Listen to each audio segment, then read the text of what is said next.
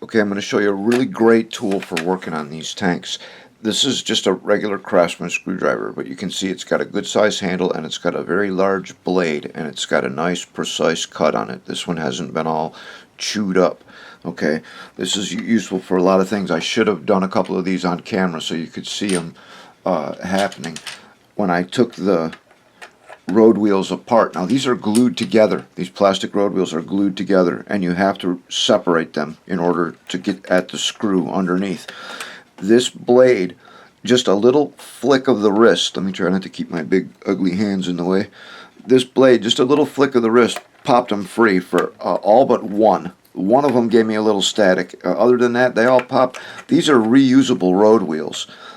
That's pretty good that they came off without having to destroy them. Usually you have to break them up pretty bad. So now these can be used as spares. They might make a good diorama display in a yard where they're doing a lot of tank maintenance, you know, just a big stack of Panzer IV road wheels off to the side next to some 200-liter drums or something, you know. The possibilities are endless. This also works really well for this metal suspension that they've got on the Tianjin Panzer IVs. It's a good suspension, but it's got this cap on it that can be difficult to get off, and they're pretty easy to destroy if you're not careful with them. So I found that this tool, even though it looks big and clunky, is actually the perfect tool. I'm going to see if I can make this so you guys can see it.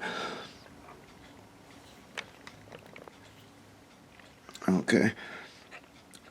The cap on the outside, on one edge, it's got an extension, almost like a lip kind of deal going on. So when you install the suspension and you put it back together, you want to be careful to make sure that you put the caps on with that part down.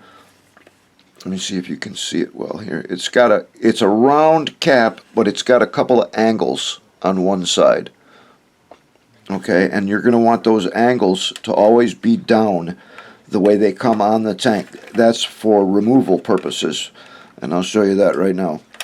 All I do is I take my big clunking screwdriver and I come in between the two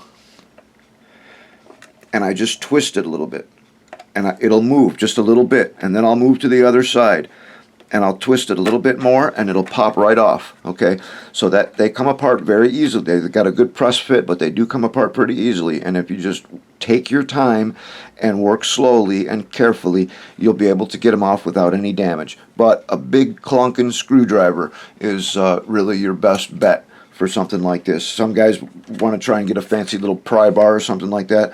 I've found just a really good edge on a wide blade, sturdy screwdriver works really well. And these will all come off very easily. Okay, there you go, fellas. See you next time.